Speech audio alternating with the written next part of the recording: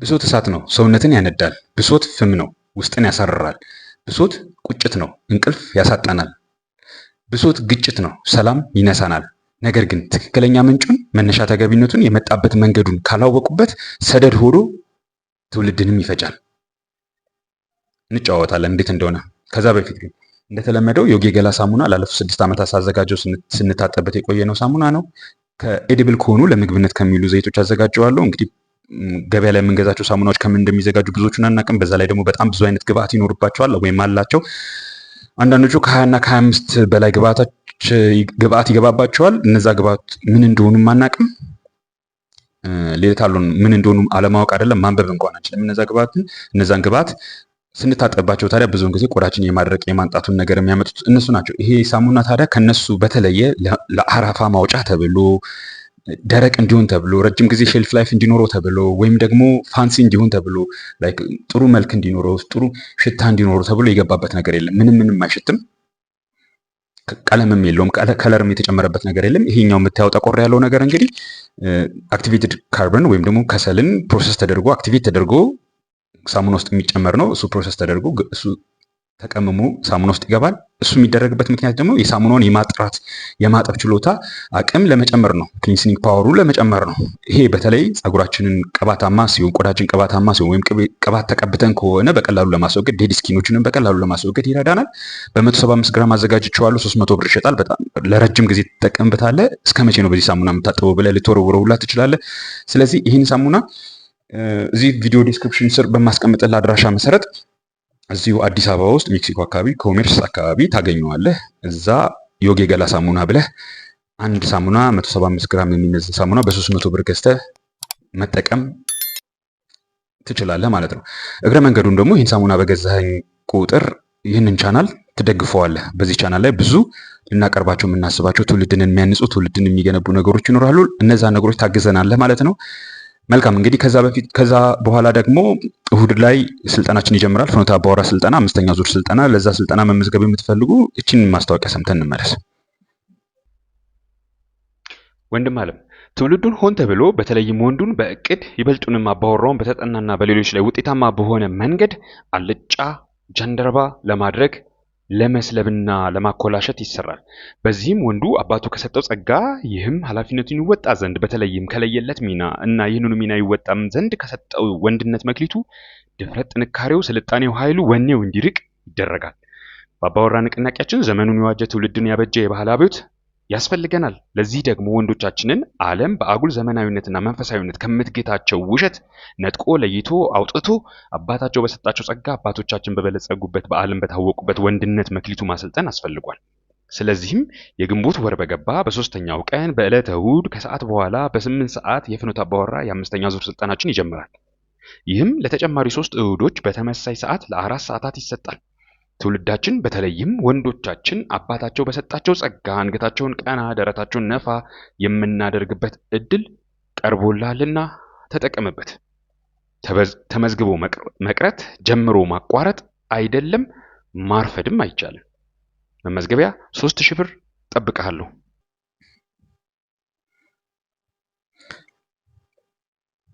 ጀግናው እንዴት አለ? ትላንትና ወይም ደግሞ ከዚህ ቀደም ብሎ ባስቀመጥኩት ዩቲዩብ ቪዲዮ ብሶተኛ ማህበረሰብ ይጠፋል የሚል ቪዲዮ አጋርቼ ነበረ። አይ ሆፕ ሰምተዋል ብዬ አስባለሁ። ይሄ የዛ ተከታይ ነው። ዛሬ ስለ ካርል ማርክስ ልናወራ አይደለም የመጣሁት፣ ግን ብሶት በተለያየ አጋጣሚ በተለያየ ቦታ በተለያየ ማህበረሰብ ክፍሎች ውስጥ በተለያየ ምክንያት ሊጠነሰስ ይችላል፣ ሊነሳ ይችላል። ግን በዓለም ታሪክ ውስጥ እንደ ካርል ማርክስ የጠመቀው የለም። እንደ ካርል ማርክስ አስካሪ እንዲሆን አድርጎ የጠመቀው የለም። እሱ ጠምቆ ያከፋፈለው ያጠጣው የትኛውም ማህበረሰብ በየትኛውም ጊዜ የተነሳው የማህበረሰብ ክፍል የዓለም ክፍል ከዛ የብሶት ጠላ የተነሳ ሰክሮ እርስ በርሱ ሲጠፋፋ ኖሯል። አሁንም እየኖረ ነው፣ እኛም ሀገር ጭምር ማለት ነው። የዚህ አይነት አይዲዮሎጂ የሚከተሉ ሰዎች ወይም ደግሞ ማህበሮች ባሉበት ቦታ ሁሉ ማለት ነው።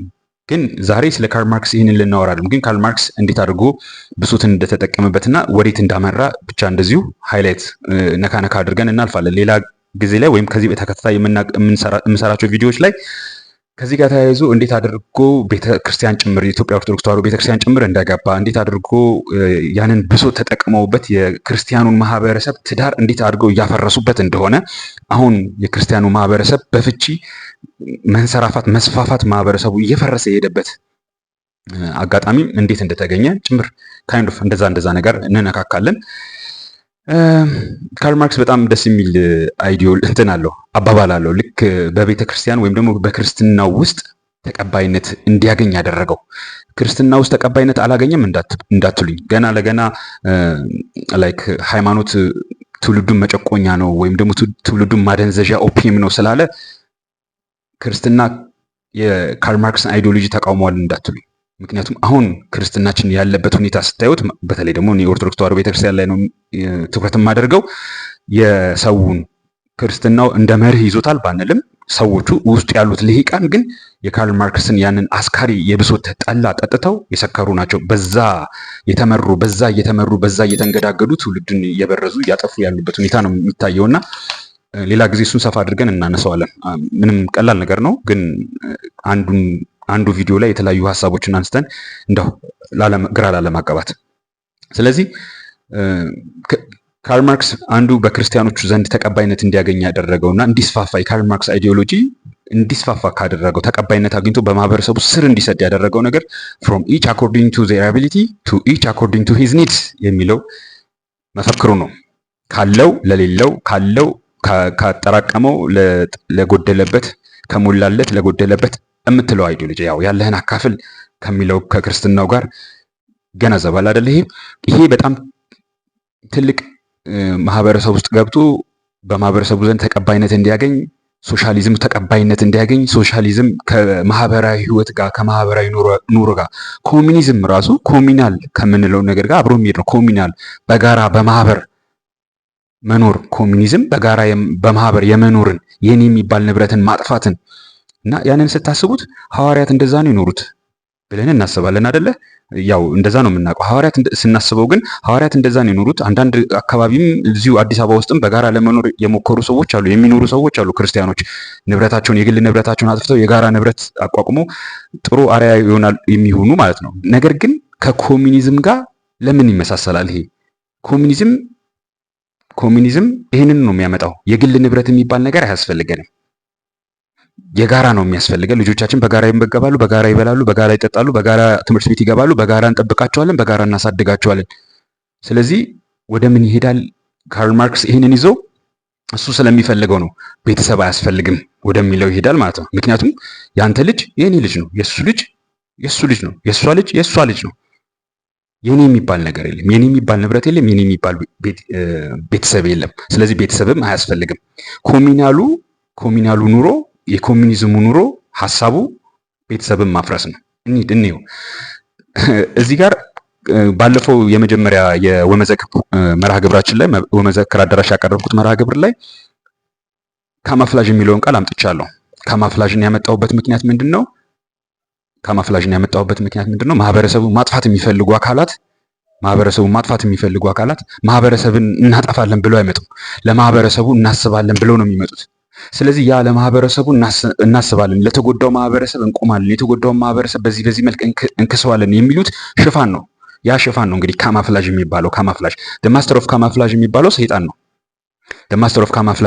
ሰይጣን ነው። ምክንያቱም ሰይጣን ራሱን ብርሃናዊ መልአክ እስኪያስመስል ድረስ መቀየር ይችላልና፣ ስለዚህ ተጠንቀቁት እንደተባል ነው ማለት ነው። እሱን የሚያክል ካማፍላዥ የለም። እንደሱ ምትሃትን የሚሰራት ማስመሰልን የሚሰራት የለም። ያው ከሱ ተከትሎ ግን የሚመጡት ሆዳደሮቹ አምባገነኖቹ ግን እንደዛው የሱን አይነት ስራ ይሰራሉ። ይሄን ስላችሁ እንደዚህ አይነት ስራ የሚሰሩት ሃይማኖት የሌላቸው ነው፣ ከሃይማኖት ውጪ የሆኑ ናቸው፣ ወይም ደግሞ ክርስቲያኖች አይደሉም፣ ከክርስትና ውጪ ናቸው አይደለም። አሁንም ቢሆን ከሰይጣን ቀጥሎ ቤስት የተባለውን የካማፍላጅ ስራ የሚሰሩት ሊቃኑ ናቸው፣ ሊቅና ሊቃውንቱ ናቸው። መሀይምማ መሀይም ነው። ምኑን ያውቀዋል? እንዴት አድርጎ ያታልላል? ምን አውቆ ያታላል? ነገሮች እኮ ሲገቡት ነው እንደዚህ ያደርግ፣ ይህን እንደዚህ ያደርግ፣ እንደዚህ ባቀርብላቸው እውነት ይመስላቸዋል። ስለዚህ በዚህ በኩል ገብቼ ጎዳቸዋለሁ፣ ወይም ደግሞ በዚህ በኩል ገብቼ ለተኩላ እሸጣቸዋለሁ ብሎ የሚደራደረው ሊቅና ሊቃውንቱ ነው። መሀይምማ መሀይም ነው። እንደዚህ አይነት ነገር መስራት አይችልም። ካርል ማርክስም መሀይም አይደለም፣ የተማረ ነው። ስለዛ ነው እንደዚህ አይነት ካማፍላጆችን ያመጣው። ምን አይነት ካማፍላጆችን ያመጣል? ኮምፓሽን ለማህበረሰቡ ሰይጣንም እንደዛ ነው። ምትሃታዊ መልአክ እስኪመስል ድረስ ራሱን ይቀይራል ማለት እንግዲህ አዙኝ የመጣሁኝ ተቸግረሽ አይቼ ተሰደሽ አይቼ አዝነሽ አይቼ ተርበሽ አይቼ ያው የተለያዩ የቤተክርስቲያን ገድላት ላይ እንደዚህ አይነት አጋጣሚዎችን እናገኛለን። እንዴት ከሰይጣን መልኩ ወደ ብርሃናዊ መልአክነት ተቀይሮ ያ እግዚአብሔር አምላክን ሲለማመን የነበረን ወይም ደግሞ ቅዱሳን መላእክቶችን ሲለማመን የነበረ ጻድቅ ወይም ቅዱስ ጋር ሄዶ ለማታለል እንደሚሞክር ቅዱሳት መጽሐፍት ላይ ማንበብ እንችላለን ወይም ደግሞ አለ እና የሰይጣን ታዲያ ቤስት ካማፍላዡ የሚጠቀምበት ራሱን ለመሰወር የሚጠቀምበት ምርጡ መሳሪያው ምንድነው ነው የሚሉት ካምፓሽን ነው ይላሉ። ሐዘኔታን፣ ለሌላው ማዘን፣ መራራትን። ለምንድን ነው አትብሉ የተባላችሁት? አይ የእናንተ ነገር ይህን ሰዓት እኮ ብትበሉት እንደሱ አዋቂ ትሆናላችሁ። እንደሱ እኮ አዋቂ እንዳትሆኑ ነው ሔዋንን ሲነግራት። ለሔዋን ያዘነ፣ ለአዳም ያዘነ፣ ለሁለቱም ለሰው ዘር ያዘነ መስሎ ያ ነው ካምፓሽን የምላችሁ። የሰይጣን ቤስት ካማፍላዡ ካምፓሽን ነው። ስለዚህ የእሱን ስራ የሚከተሉ ሰዎችም እንደዚሁ ኮምፓሽን ነው የሚጠቀሙት። ካርል ማርክስ የሰይጣንን ስራ የሚከተል ሰው ነው። የሰይጣን አድናቂ ነው። በነገራችን ላይ ሂዱና አንብቡት ጽሁፎቹ ላይ። አንድ ጊዜ ለገነት ታጭታ የነበረች ነፍሴ አሁን ለሰይጣን ሆናለች የሚል የሆነ ግጥም ነገር አለው። ግጥሙ ወይ እዚህ ዲስክሪፕሽን ውስጥ አስቀምጥላችኋለሁ ወይ የሆነ ቦታ አደርግላችኋለሁ። አላቅም፣ ዩቲዩብ እንግዲህ አይቃወምኝም ብዬ አስባለሁ። ግጥም አለው እንደዛ አይነት ነገር። ሌሎችም አሉ እንደዛ አይነት ግጥሞቹ ማለት ነው። ግጥም ይወድ ነበረ ኤርሊ 20s ላይ እያለ በሀያዎቹ መጀመሪያ ላይ እያለ እና እንደዛ አይነት ነገር ይሰራል። እሱም ከሰይጣን ጋር ያለውን ግንኙነት በግጥም ውስጥ ሲናገር ነበር፣ ሲያንጸባርቅ ነበር። ማርክስ ለጭቁኑ መጥቻለሁ ብሎ ነው የሚያስበው። ለጭቁኑ መጥቻለሁ። ስለዚህ ጭቁኑን ወደ በነፃነት ሊያቆመው የሚችለውን አይዲያ ወይም ሀሳብ ጽንሰ ሀሳብ ይዤ መጥቻለሁ ነው የሚለው ለጭቁኑ ማህበረሰብ። ስለዚህ አሁን ምንድነው ካማፍላዡ? አያችሁ፣ ለጭቁኑ ማህበረሰብ የቆመ የተቆረቆረ መስሎ ነው መቅረብ የፈለገው። ስለዚህ በወቅቱ ለምሳሌ አይሆፕ እዚህ ጋር ይታያል። ይሄ ትላንትና ያነሳ ነው። ብሶተኛ ትውልድ ጠፊ ነው፣ ብሶተኛ ማህበረሰብ ጠፊ ነው ስንል ብሶተኞችን በሁለት አስቀምጠናል። ሌሎችን መጠቀሚያ የሚያደርጉና ተጠያቂነትን የሚሸሹ አይደለ? ስለዚህ እሱ ምን ያደርግ? እሱ ከየትኛው የሚመደብ ነው? ሌሎችን መጠቀሚያ ከሚያደርጉት ውስጥ የሚመደብ ነው። ካርል ማርክስ ሌሎችን መጠቀሚያ ተጨቁነዋል ብሎ ያሰባቸውን ሰዎች ይጠቀምባቸዋል። ምንድነው የሚጠቀምባቸው? ያው ለሚፈለገው ስልጣን፣ ለሚፈልገው አካል ባህሪያ እንዲሆኑ ይጠቀምባቸዋል። እነዛ ሰዎች ብዙዎቹ አልጮች ናቸው። ተፈጥሯዊ ስጦታቸውን፣ ተፈጥሯዊ ጸጋቸውን የማይጠቀሙ ባለመጠቀማቸው የደረሰባቸውን ድህነትና ጉስቁልና በሌላ ሰው፣ በሌላ አካል፣ በሌላ ተቋም፣ በሌላ ግለሰብ የሚያሳብቡ ናቸውና እሱም እንደዛ ስለሆነ ያንን ሀሳብ ተጋርቷቸው ነው ሌሎችን መጠቀሚያ ያደረገው። ለእናንተ መጥቻለሁ፣ ለእናንተ ለጭቁኑ መጥቻለሁ ብሎ ነው የሚያስበውና ብሶተኛ ማህበረሰብ ይጠፋል ብለን ትላንትና የጀመርነው ውይይት ላይ እየጨመርንበት እየገነባንበት የምንሄድ ነው። ሁለት መደቦች አስቀምጫለሁ። ያው ከሁለት በላይ ሊሆኑ ይችላሉ። ለዚህ ጥናት እንዲመቸኝ ነው። ሌሎችን መጠቀሚያ የሚያደርጉ ብሶተኞች አሉ። እንዲሁም ደግሞ ተጠያቂነትን የሚሸሹ ብሶተኞች አሉ። ሌሎችን መጠቀሚያ የሚያደርጉ አለጮች፣ ወዳደሮች፣ አምባገነኖች ብለን አስቀምጫለሁ። ሌሎችን ተጠያቂነትን የሚሸሹ ላይ ደግሞ ምስኪኖች፣ ሴቶችና ህፃናትን ብዬ አስቀምጫለሁ። ታዲያ ካርል ማርክስ ለጭቁኑ ማህበረሰብ መጥቻለሁ ሲል በተለይ ከበርቴው ወይም ቡርዣ የሚለው እሱ ማለት ነው። ከበርቴው ሀብት የሚሰበስበው፣ ንብረት የሚሰበስበው፣ የግል ሀብት የሚሰበስበው አካል ወይም ወገን ጭሰኛ የተባለውን ወይም ደግሞ ፕሮሊታሪያት የተባለውን ማለት ነው የተባለውን አካል ይጨቁናል። ለነሱ ይገባ የነበረ ሀብት፣ ለነሱ ይገባ የነበረ ተፈጥሯዊ፣ ቁሳዊ፣ ሌላም የምርት ሀብት ከበርቴው ይሰበስበዋል፣ የግል ንብረት እያደረገ ይሰበስበዋል ብሎ ያስባል ወይም ደግሞ ያምናል እሱ በወቅቱ ማለት ነው። ስለዚህ ለእናንተ ለጭሰኞቹ መጥቼላችኋለሁ፣ ደርሼላችኋለሁ። ይህን ከበርቴ ካጠፋ ነው እናንተ ነጻ ትሆናላችሁ። ከበርቴው የግል ሀብት ይሰበስባል፣ የግል ንብረት ይሰበስባል። የግል ንብረት ለምን ይሰበስባል ሲባል የግል ንብረት የሚሰበስበው ቤተሰብ አለው፣ ሚስት አለው፣ ልጆች አሉት። ስለዚህ ለነዛ ለሚስቱና ለልጆቹ መኖሪያ ማስተዳደሪያ ሲል ይሰበስባል። ሚስቱ ስራ ትሰራም፣ ቤት ውስጥ ልጆች ትወልዳለች። ልጆቹ እስኪያድጉ ድረስ እነሱ የሚያድጉበትን ቢሞትም ደግሞ ከሞተ በኋላ የሚጦሩበትን ሀብት ንብረት ይሰበስባል። ስለዚህ እሱን ማጥፋት ከፈለግን ቤተሰቡን ማጥፋት አለብን። እሱ የሚሰበስበውን የግል ንብረቱን ማጥፋት ከፈለግን የግል ንብረት የሚሰበስብለትን አካል ማጥፋት አለብን። ያ ደግሞ ማን ነው? ቤተሰብ። ስለዚህ ቤተሰቡን እናጥፋ። የቡርዣው የከበርቴው ቤተሰብ የሚጠፋ ከሆነ የቡርዣው የከበርቴው ቤተሰብ የሚጠፋ ከሆነ ከበርቴው ለማን አባቱ ብሎ ሀብት ይሰበስባል፣ ንብረት ይሰበስባል። ስለዚህ ፕራይቬት ፕሮፐርቲ ጠፋ ማለት ነው። የግል ንብረት ጠፋ ማለት ነው። አያስፈልጉም። ንብረት ሰበስባለሁ ቢል ለማን ነው የምትሰበሰቡ ይሉታል። ለሚስቴ ለልጆቼ ብሞት እንኳን የሚተዳደር ግድ የለም፣ አርፈ ኑር። ሚስትህንም ልጆችህንም መንግስት ያስብላቸዋል። ልጆችንም ዴኬር ከተታቸው። በነገራችን ላይ ዴኬር አዲስ ነገር አይደለም። ባለፈው የነበረው የማህበረ ቅዱሳን ውይይት ላይ አንዱ አባት ዴኬር ምናምን በቤተክርስቲያን ቢሰራ በአቅመ ደካሞች በመበለቶች ቢሰራ እንዳው ይሄንን ሀሳብ ግድ የለም ፓተንት አልጠይቃችሁም ወስዳችሁ ተጠቀሙበት ይላሉ። ልክ አዲስ ነገር ያመጡ ይመስል። ኧረ እባካችሁ ይሄ ነገር ካርል ማርክስ የፈጠረው ነው የዛሬ 180 ወይ 200 ዓመት አካባቢ። ምንም አዲስ ነገር የለውም ብዬ ሄጄ ላወራቸው ብፈልግ ያው እነሱ ከዚህ በፊት ነግሬያቸዋለሁ። ውይይታቸው አዲስ ነገር ፈልገው ሳይሆን ካማፍላዥ እየተጠቀሙ ነበር፣ ሌላ ሊያመጡት ያሰቡትን ሌላ ጉዳይ። ኤኒዌይስ እንቀጥልበታለን፣ አንላቀቅም። በዚህ ጉዳይ ላይ እናመጣዋለን በዝርዝር።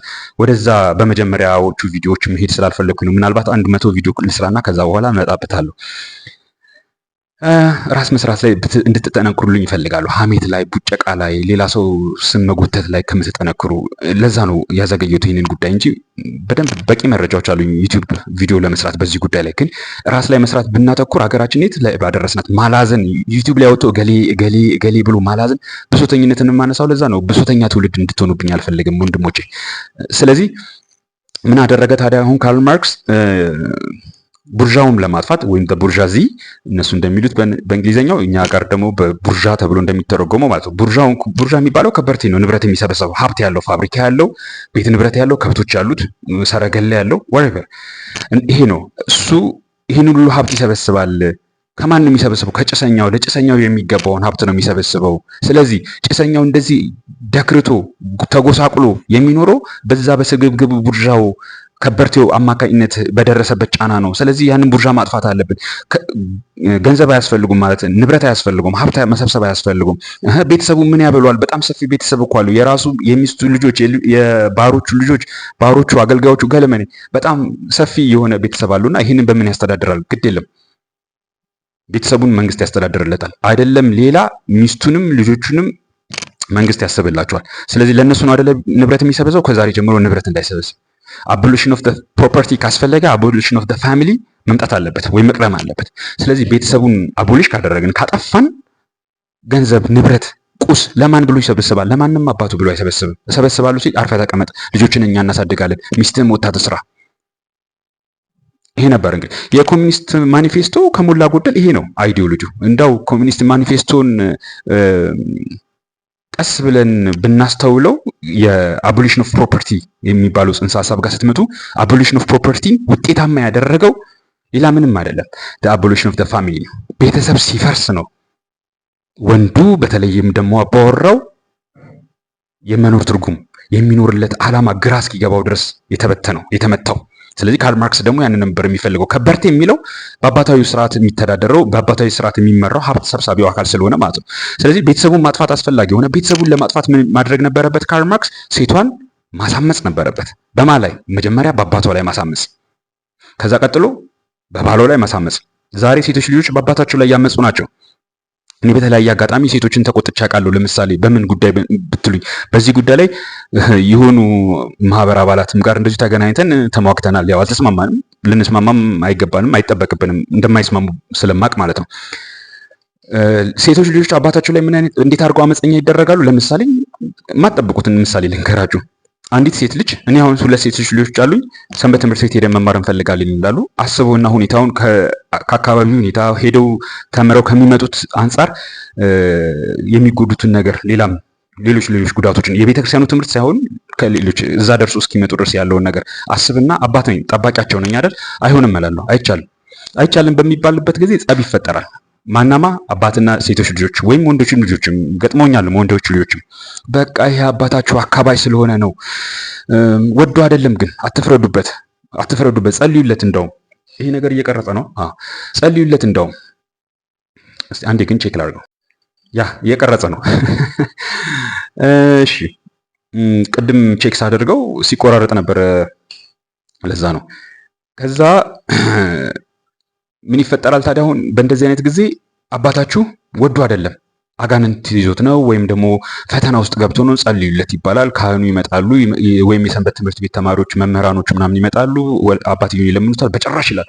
ኧረ አባትሽ ምን አይነት ደረቅ ነው፣ አምባገነን ነው። በዛሬ ጊዜ እንደዚህ አይነት አምባገነን አባት አለ እንዴ? ገለመኔ። እናት በጎን በኩል እንግዲህ እሱን ማትሰማ ከሆነች እሷም አመፀኝነትን ከተማረች ምን ላድርገው እንግዲህ ይሄንን ነው ተሸክሜ የኖርኩት። ተረዱኝ እንግዲህ ይሄንን ነው ተሸክሜ ነው የምኖረው። ይኸው ልጅቷ ቤተክርስቲያን ሄዳ ልጁ ቤተክርስቲያን ሄዶ እንዳይማር የእግዚአብሔርን ቃል እንዳይሰማ ይባላል። አመፀኛ ትውልድ ነው። ቢገባቸው ኖሮ እነዛ የሃይማኖት አባትነን ባዮች የሃይማኖት መምህራንን ባዮች እናትም ቢገባት ኖሮ ምንም ይሁን ምን መጀመሪያ የአባት ውሳኔ ተቀባይነት ሊያገኝ ይገባል። እሺ ተብሎ ከዛ በዘዴ በጥበብ ይለመናል። ካልሆነም ደግሞ ይቀራል። ይሄን ያክል ምንም ለሺህ ዘመናት ልጆቻችን እናቶቻችን ሲኖሩ ሰንበት ትምህርት ቤት ተምረው አይደለም የመጡት። ምንም ሲጀመር ደግሞ ሰንበት ትምህርት ቤት የሰንበት ትምህርት ቤት ትምህርት ራሱ የሰንበት ትምህርት ቤትም ሆነ የግቢ ጉባኤያት ትምህርቶች ራሳቸው ምን ያክል ውጤታማ እንደሆኑ በባለሙያ እንኳን አልተገመገሙም። መገምገም የሚፈልግም አካል የለም። ሲጀመር ደግሞ ማን ነው የሚጠይቀውና ነው የሚገመገመው? ያው ብዙ ችግሮች አሉ፣ ዝም ብሎ እየተግበሰበሱ የመጡ ማለት ነው። ኤኒዌይስ ግን በአባት ላይ አመፀኛ ይደረጋል። በአባት ላይ አመፀኛ ስትደረግ ሴቷ ልጅ ናይት ክለብ ይሄዳሉ ብላ ስለተከለከለች አይደለም አባት ላይ እንድታመጽ የሚፈለገው። እንደዛ እንዲሆንም አይፈለግም። ይሄማ ማንም የሚፈርድባታል እሷ ላይ ልጅቷ ላይም ወይም ደግሞ እንድትሄድ የሚፈልገው ሌላው አካል እናትም፣ እህትም፣ አክስትም፣ አጎትም ምን አለበት ናይት ክለብ ብትሄድ፣ ምን አለበት አንዳንድ ቀን ሄዳ ከጓደኞቿ ጋር ስጨፍር ስጠጣ አድራ ጠዋት ብትመጣ፣ ወይም ደግሞ ሃንጎቨር ከያዛትም እዛው አድራ 1-2 ቀን ቆይታ ብትመጣ ቢሉ ያው ተቀባይነት አይገኝም። አሁን ካማፍላዡን እየነገርኳችሁ ነው አይደል? ለልጅቷ ያዘነ የሚመስለው ናይት ክለብ ትሂድ ብሎ የሚጠይቀው አካል አይሆንም። ከዛ ይልቅ ግን ቤተክርስቲያን ትሂድ፣ ሰንበት ትምህርት ቤት ትማር፣ የማታ ጉባኤ ወይም ደግሞ የአገልግሎት ስራ ትስራ። አሁን እንደሚባለው ደግሞ ከባል ጋር የሚፈጠሩ ግብግቦች በደንብ ስለማውቅ ነው ይሄ ነገር ስለሚገጥመኝ ማለት ነው። ከስራ ትወጣለች፣ ከዛ አገልግሎት አለብኝ። አይሆንም ቤት ተመለሽ እንዴ ባሌ አይሆንም አገልግሎት አታገልግይ እያለኝ ነው። እንዴ አገልግሎት አይደለም ምንም አትሂጂ ካለሽ አትሂጂ ነው። ወደ ቤት ተመለሽ ካለሽ ወደ ቤት ተመለሽ ነው። የቤቱ አዛዥ እሱ ነው። ከዛ ለንስሐ አባት ሄዶ መክሰስ ወይም ደግሞ ለቤተክርስቲያን አባት ሄዶ መክሰስ። ከዛ የቤተክርስቲያን አባት ከቀሚሳቸው ጋር መምጣት። ምን ነው ልጄ፣ ምን ነው እንዴት እንደዚህ ትሆናለህ? ቤተክርስቲያን እግዚአብሔርን ባገለገለች። የተፈለገው ያንን መዋቅር ማፍረስ ነው። ምክንያቱም ካርል ማርክስ ትልቁ ጸቡ የነበረው ከወንዳዊ ስርዓት ጋር፣ ከአባታዊ ስርዓት ጋር፣ ከአባወራዊ ስርዓት ጋር ነው። እየተረዳችሁ ነው አይደለ? አሁን እንደዛ ብላችሁ ቀስ ብላችሁ መርምሩት። ካማፍላጅ ነበር የተጠቀመው። እሱ አላስፈለገም። የካርል ማርክስ አይዲዮሎጂ አሁን ካርል ማርክስ ምናምን ቢባል አሁን ለነዛ ለቤተክርስቲያን ሰዎች ለነዛ አባቶች ያ ኮሚኒስት ሰውዬ እንደሱ ሰውዬ እኮ ምጠላ የለም እግዚአብሔር የለም ብሎ የካደ ይሏቸዋል። ግን ሐሳቡን ፈቃዱን እየፈጸሙለት ነው። በ10 ጣታቸው እየፈረሙለት እየፈጸሙለት ነው። ምንድን ነበር እሱ የፈለገው? ትውልዱን በአባቱ ላይ ማሳመጽ። ምክንያቱም አባት ነው ያንን ፋሚሊ ጠብቆ የያዘው። ያንን አባት እንዴት አድርጌ ላፍርሰው? ያንን አባት የሚሰበሰበውን ንብረት እንዴት አድርጌ ላፍርሰው? ይህንን ፓትሪያርኪ ስትራክቸር እንዴት አድርጌ ላፍርሰው? እሱ ነው ለአምባገነንነት ያልተመቸን። ምንም ጥርጥር የለውም በወቅቱ የነበረው የእሱ ሀሳብ ማለት ነው። ስለዚህ ቡርዣውን ለማጥፋት ከበርቴውን ለማጥፋት የከበርቴውን ንብረት ማጥፋት ያስፈልግ ነበር። ስለዚህ አቦሊሽን ኦፍ ዘ ፕሮፐርቲ የሚለውን አመጣ። አቦሊሽን ኦፍ ዘ ፕሮፐርቲ እናምጣ ሲባል ደግሞ እንዴት አድርገን ተግባራዊ እናደርገው ሲባል ደግሞ ፕሮፐርቲ መጀመሪያ ለምንድን ነው የሚሰበስበው? ንብረት ለምንድን ነው የሚሰበስበው? ሀብት ለምንድን ነው የሚሰበስበው? ቡርዣው ከበርቴው ባለሀብቱ ካፒታሊስቱ ለምንድን ነው የሚሰበስበው ሲባል ለሚስቱ ለልጆቹ በቃ ይህንን ሊያስፋፋበት። ከሚስቱ ይወልዳል፣ ሚስቱ ዝም ብላ ትወልዳለች፣ 10 ልጅ ይወልዳል።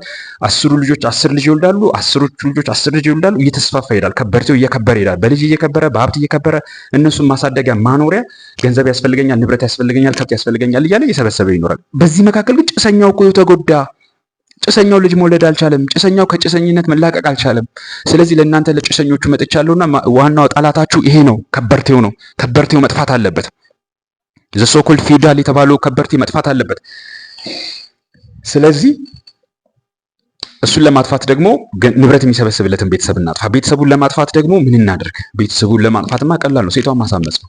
ቀድሜ እንደነገርኳችሁ በአባት ላይ ታምጻለች ሴቷ። በአባት ላይ እንድታምጽ ሲደረግ አሁንም አስተውሉ፣ ተጠንቀቁ፣ ቀስ ብላችሁ ስሙኝ ነገሩን። ናይት ክለብ ትሂድ ተብሎ ትጨፍር ተብሎ ታጭስ፣ ትጠጣ፣ ትስከር ተብሎ አይደለም። በእርግጥ ይህም መጥቷል። እኛም ሀገር የግራ ዘመሙ አይዲዮሎጂ ሲመጣ እነ ህወሓት እነ ዋሬቨር ኢሃፓ ምናምን በወቅቱ የነበሩት ግራ ዘመሞች እንዳለ የካርል ማርክስ አይዲዮሎጂ ተከታዮች በአጠቃላይ በመጡ ጊዜ በተለይ ኮሌጅ የገቡ ሴቶች ጠጪዎች፣ ሰካራሞች፣ የውቤ በረሃ አድማቂዎች፣ አጫሾች ሆኗል። በፊት በቁጥጥር ስር የነበሩት ማለት ነው። ስለዚህ አባት ላይ እንድታመጽ ተደረገ። ነገር ግን ይሄ በመጠጣትና በማጨስ ብቻ አይደለም። ዋናው የአባት መዋቅር የተመታበት፣ ስልጣኑ የተመታበት ዋናው ጥይት ዋናው መሳሪያ እሱ አይደለም። በተለይ ደግሞ ክርስቲያኑ ማህበረሰብ ውስጥ ሴቷ ከአባቷ ቁጥጥር ወጥታ የቤተክርስቲያን አገልግሎት የቤተክርስቲያን ትምህርት ትማር በሚባለው ሂደት ላይ የአባት ስልጣን መሰንጠቅ ጀመረ፣ ክራክ ማድረግ ጀመረ። በቃ እንዴ ለቤተክርስቲያን ታገልግል እንጂ መንፈሳዊ አገልግሎት ነው የትም ከምትውልብ እንደነገሌ ስትጠጣ ስትቅም ስታጨስ ከምትውልብ ቤተክርስቲያን መሄዷ እኮ ጥሩ ነው። ሰዎች ያላዩት ነገር ግን ምንድን ነበር? የአባትየው ስልጣን መሰንጠቅ መጀመሩ ነው። ዋንስ በዛ ተሰነጠቀ። ዋንስ ውሾች ከተኩላ የተላመዱ ውሾች፣ እኛ ከተኩላ ዝምድና የለንም እንዳሉት ሊቀ ሊቃውንቱ፣ ከተኩላ የተላመዱ ውሾች ያችን ቀዳዳ አበጁ። ከዛ በኋላ ጅብ ገባና ልጆቹን ቤተሰቡን እንዳለ ነጥቆ በላበት። ወላጅን፣ አባትን፣ ማህበረሰባችንን። ስለዚህ ሴቷ በእኩልነት ማስነሳት በብሶት ማስነሳት ነበር። በእኩልነት ለማስነሳት እንግዲህ በዛ በብሶት ማስነሳት ሲመጣ የብሶቱ መንስኤ ምን ተደረገ? እኩልነቷ፣ መብቷ፣ ነፃነቷ። መብትሽ ነው፣ ከሱ እኩል ነሽ፣ ከሱ አታንሽም።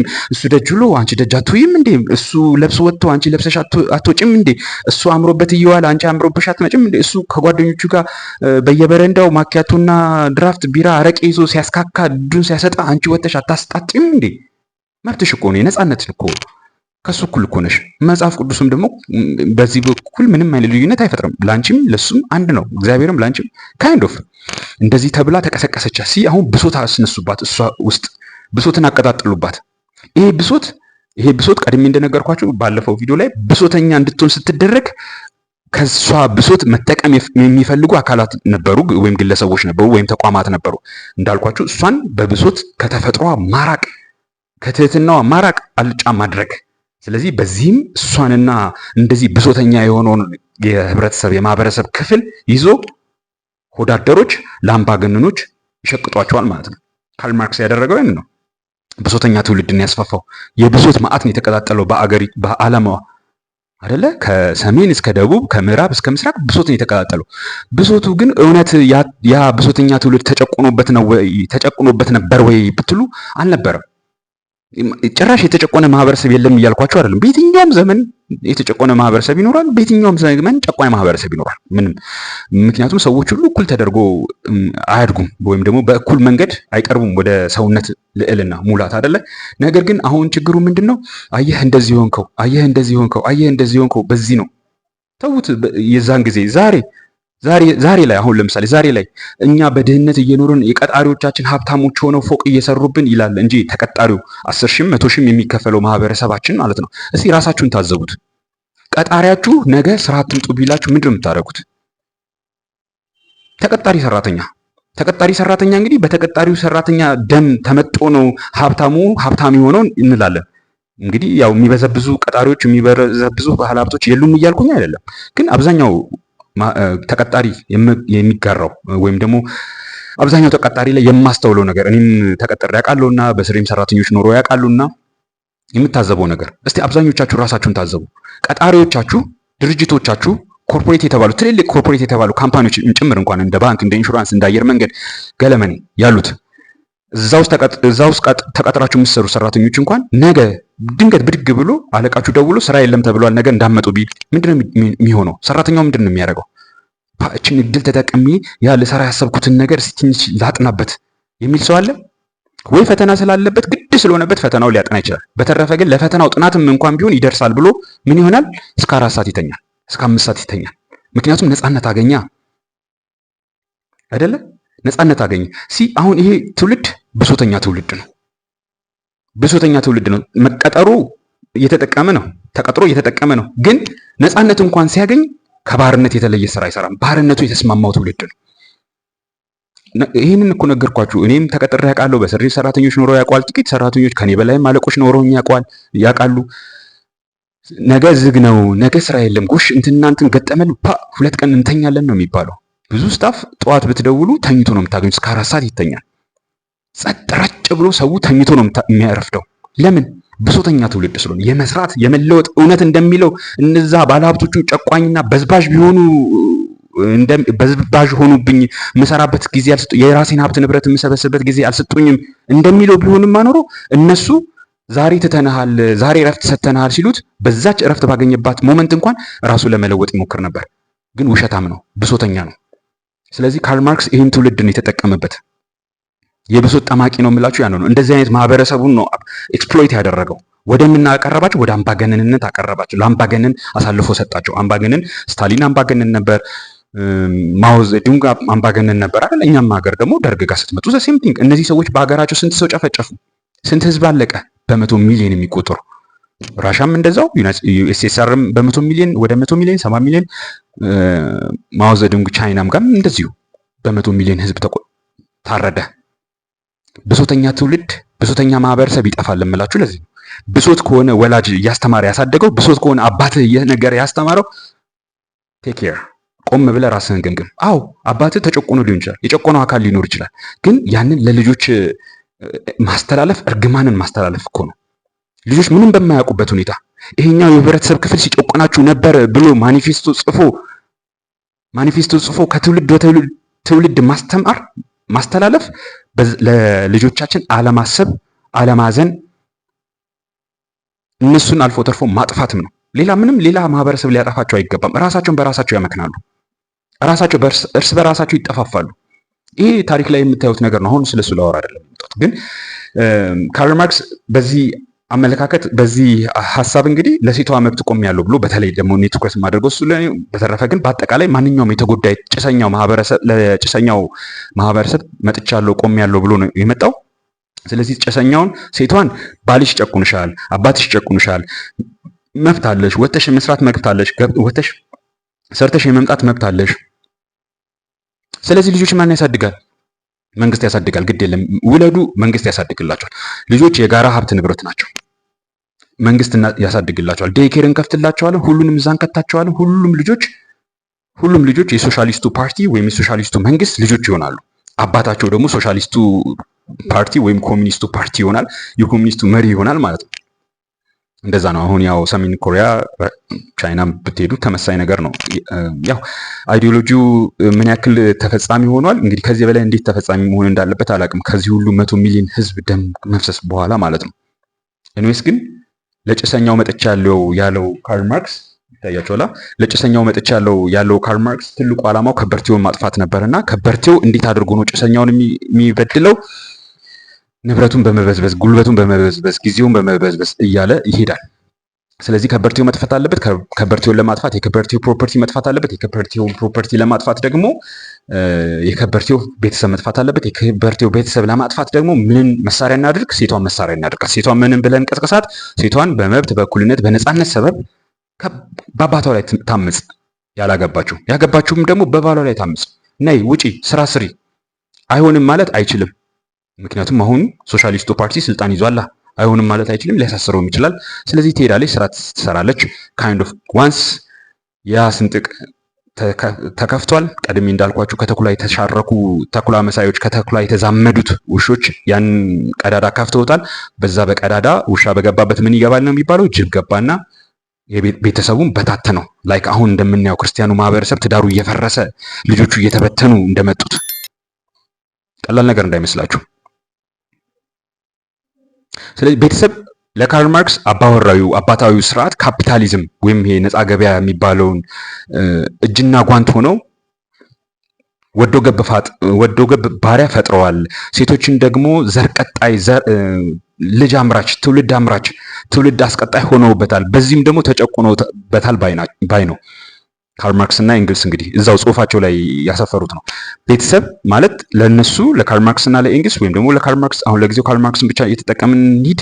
ቤተሰብ ማለት አባወራዊው ስርዓት እና ካፒታሊዝም እንግዲህ የገበያ መር ስርዓቱ ነው ወይም ደግሞ ነፃ ገበያው ነው። ይሄ ደግሞ ፓትሪያርካል ስትራክቸር የምንለው አባታዊው ወይም አባወራዊው ስርዓት ነው። እነሱ ሁለቱ እጅና ጓንት ሆነው ወዶ ገብ ባሪያ ፈጥረዋል። አማራጭ የሌለው ወዶ ገብ ባሪያ ፈጥረዋል። ሴቶችን ደግሞ ዘር ቀጣይ፣ ዘር አምራች፣ ላይክ ልጅ ፈልፋይ ብቻ እንዲሆኑ አድርገዋቸዋል። በዚህም ደግሞ በወንዱ ተጨቁነዋል ባይ ነው። ይህንን እንግዲህ ይህ እሱ የጠመቀው ነው። ይህንን የጠመቀውን መርዘኛ ጠላ የጠጡት ሁሉ የሴት መብት ተቆርቋሪ ነን ምናምን የሚሉት ሁሉ በተለይ በ1960ዎቹ 70ዎቹ አካባቢ የሰከንድ ዌቭ ፌሚኒዝም ሲባል የበለጠ እነሱ ወደ ራሳቸው አምጥተው አስተጋብተውታል። ቤተሰብ የግድ በወንድና በሴት መመስረት አይጠበቅበትም።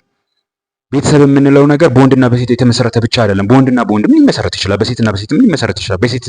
በአንድ ሴትና በሁለት ወንድ ወይም ደግሞ በሁለት ሴትና በአንድ ወንድ ብቻ እንደዚህ የተምታታ ነገር። ስለዚህ ትራዲሽናል የተባለው ባህላዊ ትውፊታዊ ስንቀባበለው የነበረው በወንዱ የበላይነት የሚመሰረት ቤተሰብ መኖር የለበትም። በወንዱ የበላይነት መመሰረት ብቻ አይደለም፣ የግድ በወንድና በሴትም ጭምር መሆን የለበትም። ወደዛ አምጥተውታል። የወንድና የሴት ስራ፣ ሚና፣ ግዴታ፣ ኃላፊነት የሚባል ነገር የለም።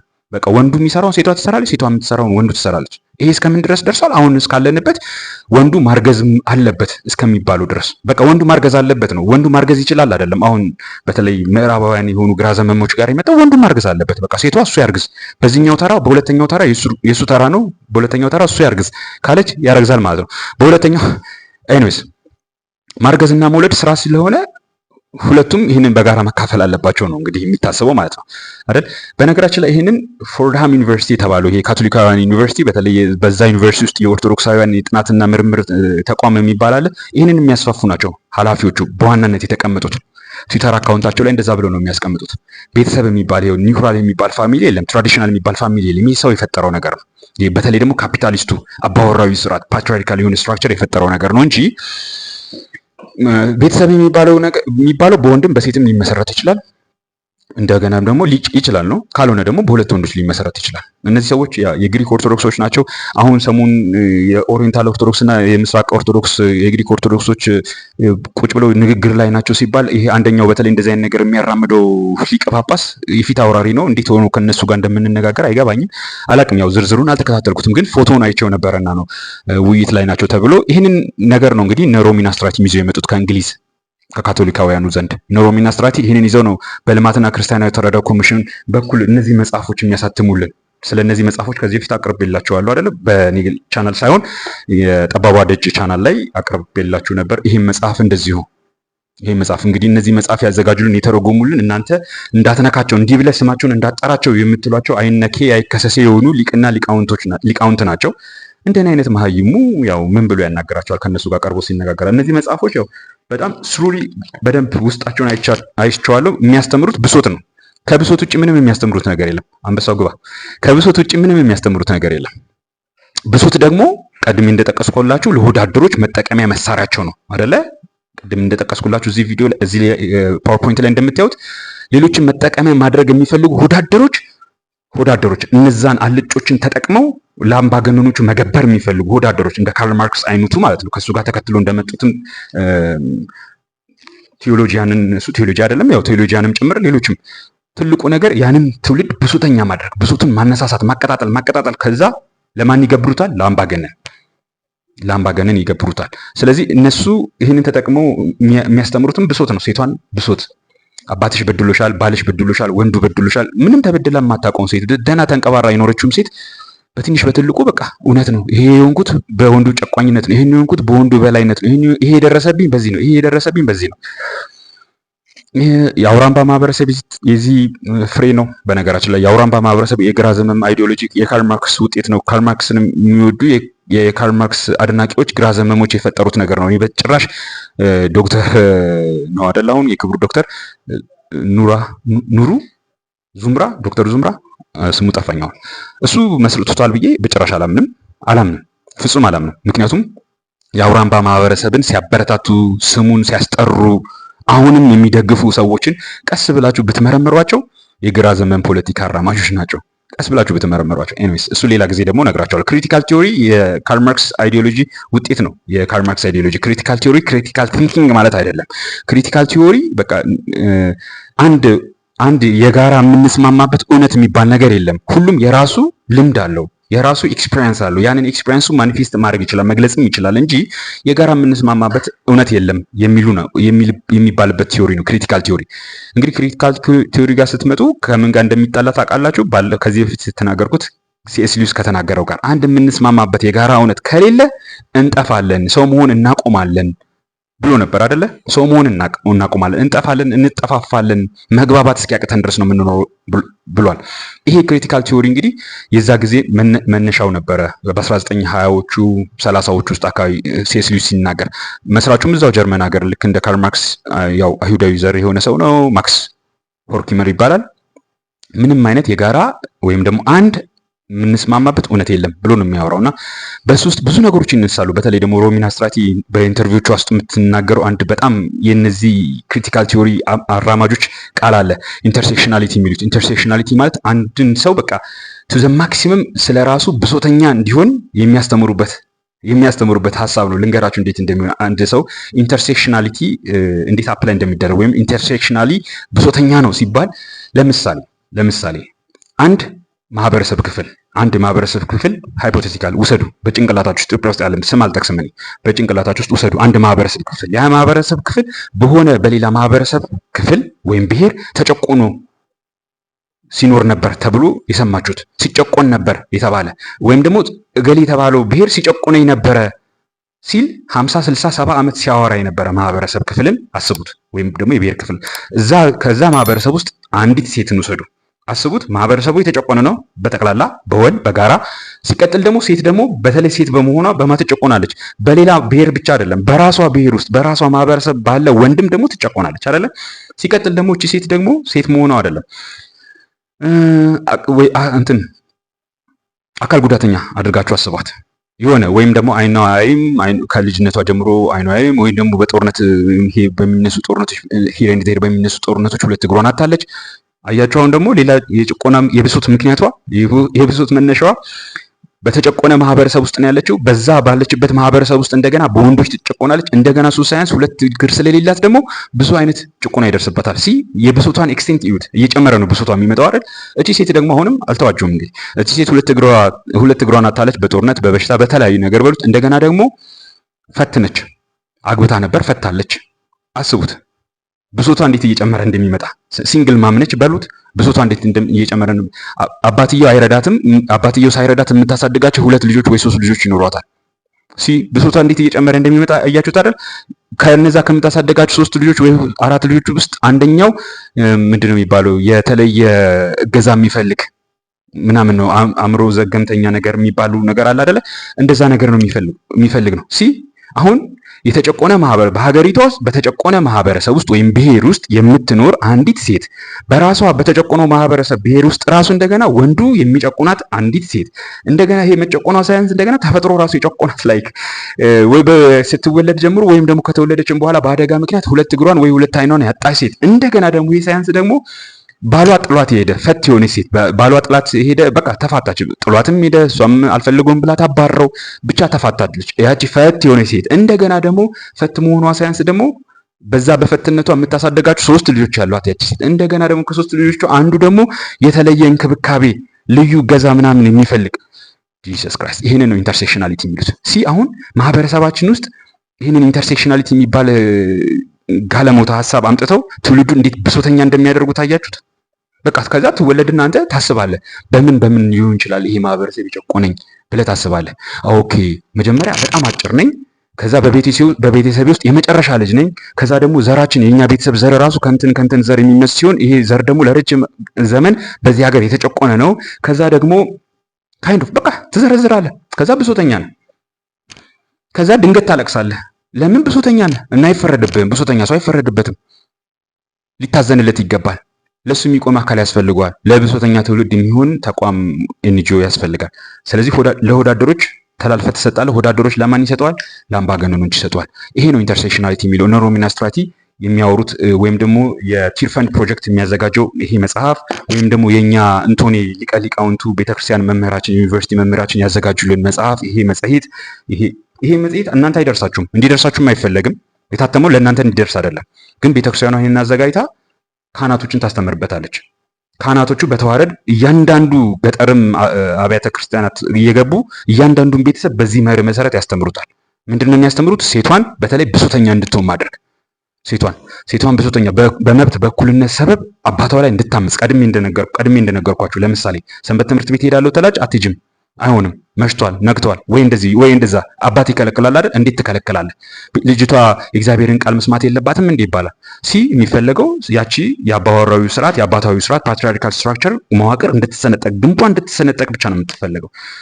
የሮሚና ስትራቲ መጽሐፍም ማኑዋልም ይሄንኑ ነው የሚያወራው።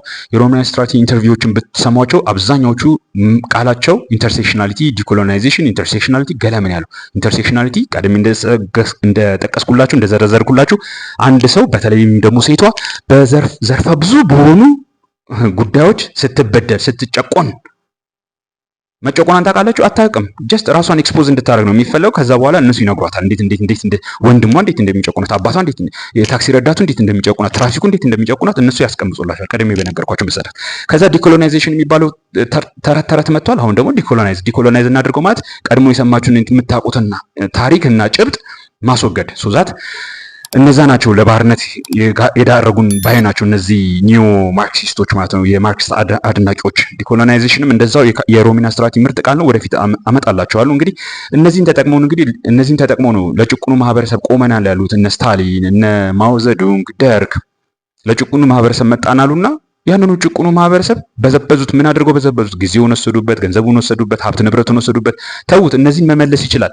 ልጆቹን ከምንም በላይ ወሰዱበት። ስንቷ እናት ልጇን አጣች፣ ያ በግራ ዘመም አይዲዮሎጂ። አሁንም ስንቷ እናት ልጆቿን እያጣች ነው በዚህ በግራ ዘመም አይዲዮሎጂ። ቻይናም ዘ ሴም ቲንግ ሀፕን ያደረገው አንበሳው ውጣ። ከረሳሁትም ረሳሁት። ቻይናም ስንት ሚሊዮን ህዝብ፣ በ100 ሚሊዮን ህዝብ አለቀ። ዘ ሴም ቲንግ ነው የተጠቀሙት። ስታሊንም በ100 ሚሊዮን ህዝብ ፈጀ ለጭቁኑ መጥቻለሁ ብሎ። ነገር ግን ያልተረዳነው ነገር ለብሶተኛ ትውልድ ብሶተኛ ሲደረግ ማን ነው የሚያተርፈው? ሆዳደሮችና አምባገነን ያተርፋል። ትውልዱ ምን ይሆናል? ይጠፋል። ምንም ጥርጥር የለውም። ጠፊ ነው ብሶተኛ ትውልድ። ብሶተኛ ማህበረሰብ የምናሳድግ ከሆነ አሁን ስታዘበው ታዲያ እኔ አሁንም ቢሆን የማይዋጥልኝ መስራት ስፈልግ እንደዚህ አይነት ኢምፓክቶችን መስራት ትውልዴ ላይ ወንድሞቼ ላይ መስራት ስፈልግ የማይዋጥልኝ ነገር፣ በጣም የሚጨንቀኝ ነገር፣ ብዙ መረጃዎች እያሉኝ ብሶት ማውራት አይመቸኝም፣ አልወድም። ስለማይጠቅመን ነው። ወንድም አለ አይጠቅምህም። ለእህትህም አይጠቅማትም፣ ለሚስትህ አይጠቅማትም፣ ለልጆችህም አይጠቅማቸውም። በብሶት ሰው አያድግም፣ አይሰራም። መነሻ ምክንያት ሊሆን ይችላል። እንደው ትንሽ መነሻ ምክንያት፣ ልክ ትንሽ ምላጭ አገር ትላጭ የሚል ተረት አለ አይደል? ትንሽ ምላጭ አገር ትላጭ እንቆቅልሽ ነው፣ ተረት አይደለም። መልሱ ምንድን ነው የሚሆነው? እሳት ነው የሚሆነው። እሳት አይጠቅምም እያልን አይደለም። ትንሽ ምላጭ አገር ትላጭ ተብሎ መልሱ እሳት ሲሆን፣ ስለዚህ እሳት አገር የምትላጭ ከሆነ አያስፈልግም እሳት እያልን ነው አይደለም። ግን እሳት በጣም ማኔጅ መደረግ አለበት፣ ወደ ሌላ መቀየር መቻል አለበት። ትንሽ ትለኮስና ያቺ ቅልብልብ ብላ የተያያዘች እሳት ወደ ፍም፣ ረጋ ወዳለው ፍም ወይም ደግሞ መቆጣጠር ወደምንችለው ነዲድ መስተካከል አለበት በአንድ ምድጃ ውስጥ። ካለበለዚያ ግን ሀገር ነው የምታጠፋው አይደለ? ልክ እንደዛ ማለት ግን ነገር ግን ታስፈልገናለች። ብሶትም እንደዛ ነው። መንስኤው ሊሆን ይችላል፣ ግን አላማው ታስቦ ታቅዶበት፣ አላማው ታስቦ የዛ መንስኤ የዛ የብሶቱ መነሻ ማን ነው? ያንን ብሶት የቀሰቀሰው ምን አስቦ ነው? ምን ፈልጎ ነው?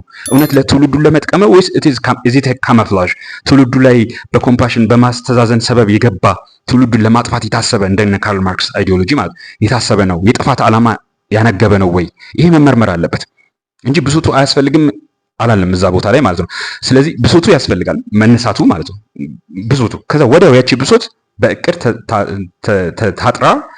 ታጥራ ዓላማ ገብ መልካም ዓላማ ገብ መሆን አለባት። ወደ ዓላማ መምጣት ብሶት የወለደው ይባላል አይደል? ምንም ያን ያክል መጥፎ ሆኖ ስህተት ሆኖ አይደለም። ግን ያ በብሶት የተወለደ ትውልድ ወዲያው አንድ መስመር ላይ መምጣት አለበት። ሀገር ወደሚገነባ ትውልድን ወደሚያንጽ ማህበረሰብን ማስቀጠል ወደሚችል ነገር መምጣት አለበት። ካለዚያ ግን ብሶት የወለደው ትውልድ ነው ተብሎ ያው ስንቱን ጭዳ አድርጎታል፣ ስንቱን ፈጅቶታል የመጣው የሶሻሊስት አውሎ ንፋስ ማለት ነው። እናም ይሄ እንግዲህ ያው ከባለፈው ከጠቀስኩት የብሶት ማህበረሰብን አጥፊ ነው ከምንለው ተነስተን የካርል ማርክስ በተለይ ደግሞ የብሶት ጠማቂ ብሶት መነሻው ጥንስሱ የተለያየ ቢሆንም ካርል ማርክስ ግን የብሶት ጠማቂ ነው። ዋንስ እሱ የጠመቀውን ጠላ የጠጡት ሁሉ ሰክረው ብዙ አይነት ነገር አምጥተውብናል። ላይክ ቅድም እንዳልኳቸው የአውራምባ ማህበረሰብ፣ ክሪቲካል ቲዮሪ፣ የነ ሮሚና ስትራቴጂ አሁን ያለንበት ጉዳይ፣ ሌሎችም የዲኮሎናይዜሽኑ፣ ኢንተርሴክሽናሊቲው፣ ዲኢአዩ ይሄ ዳይቨርሲቲ ኢኩዊቲ ኤንድ ኢንክሉሲቭ የሚባለው ነገር እነዚህ የዛ የብሶት ውጤቶች ናቸው። የዛ የብሶትን ጠላ የጠጡ ሰዎች ሰክረው ያመጡት አሁንም ትውልዳችንን ወገንን እያሰከረው ያለ አሁንም ጆሮአቸውን ብትቆርጧቸው የማይሰሙ ያንን አይዲዮሎጂ የሚወዱ ሰዎች አሉ። ነገር ግን ራሱን መቀየር ራሱን ለስራው ኃላፊነት መውሰድ የማይፈልግ ትውልድ እያፈሩብን ነው። ተጠያቂነትን የሚሸሹ ትውልዶችን እያፈራን ነው። አንድ ምሳሌ ቅድም የጠቀስኩላችሁ ልድገምላችሁ። ምን ብያቸዋለሁ ቅድም? ብሶተኛ ማህበረሰብ አሁን እንዳለን የምታስተውሉት ቀድሜ እንደጠቀስኩላችሁ ያችን ምሳሌ ልደግማችሁ ነው። ፋብሪካ ድርጅት ውስጥ ተቀጥረው የሚሰሩ ሰራተኞችን እዩዋቸው። ትልልቅ ኮርፖሬት ካምፓኒዎች ውስጥ ጭምር ማስትሬት እና ዶክተሬት ሰርተው ተቀጥረው የሚሰሩ ሰራተኞችን እዩዋቸው። እነዛ ሰራተኞች ነገ ድንገት ስራ የለም ቢባሉ አብዛኞቹ እስከ 4 ሰዓት የሚተኙ ናቸው፣ እንቅልፍ የሚተኙ ናቸው። ለዛ የምታዩት ደግሞ ስራ የለም ተብሎ ሲጠፋ፣ ስራ ሲቀር፣ ካላንደር ሲዘጋ ሰፈሩ ሁሉ ጸጥ ይላል። እነዛ ሰዎች ተሰብስበው የቤተሰብ ጨዋታ የቤተሰብ ውይይት እያደረጉ አይደለም። በተለይ እስከ 4 ሰዓት ሰው ሁሉ አልጋው ላይ ነው። ይህ ትውልድ ግን ይሄው ማህበረሰብ ክፍል ግን እዛ ቀጣሪው ላይ ጣቱን ይጠቁማል ይበዘብዘኛል ብሎ። ይሄ ማለት ነው ብሶት ማለት። እንደዚህ አይነት ብሶተኛ ትውልድ እያፈራን ነው። ያ ቀጣሪ ጊዜን ጉልበቴን በዝብዞኛል ያለው ቀጣሪው እረፍት ሲሰጠው ያን ጊዜውንና ጉልበቱን ለራሱ ከማዋል ራሱን ለመቀየር እንደዛ ተበዘበዝኩበት ሀብት አላካበትኩበትም ያለውን ጉልበቱና ጊዜውን ሲያገኘው ወደዛ ወደ ሀብት ከመቀየር ይልቅ ወደ እንቅልፍ መቀየር፣ ወደ ስንፍና፣ ወደ ባርነቱን ወደ ማቀላጠፍ የሚሄድ ነው። ይህንን ግን ያስተዋለ የለም። አሁንም የሚያስተውል የለም። ማስተዋልም የማይፈልግ ነው በአብዛኛው። ነገር ግን አንተ እየነገርኩ ነው። ይሄ ዶክመንቴሽን ነው። ዶክመንት እያደረግኩኝ ነው። ነገ ለልጆች እያስቀመጥኩኝ ነው። ልጆችህ ይሄን አይተው አንተን ተወቃሽ ቢያደርጉ የለውበትም። ምክንያቱም ምንም ነገር ማድረግ የማትፈልግ ሰነፍ አልጫ ከሆንክ ማለት ነው።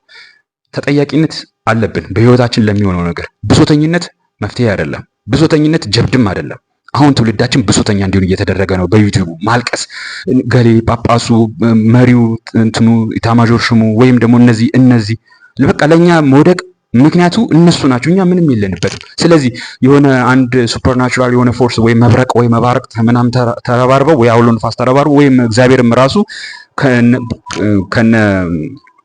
ከዙፋኑ መጥቶ ይህን ነገር ካልቀየረው ምንም ማድረግ አንችልም። የኛ ስራ ማዘን፣ ማላዘን፣ መነፋረቅ ወይም እንደሌላው ሁሉ እየሰረቁ መክበር፣ እየመዘበሩ በሙስና እየከበሩ መሄድ። በርታልኝ ወንድም አለም፣ ይበቃናል።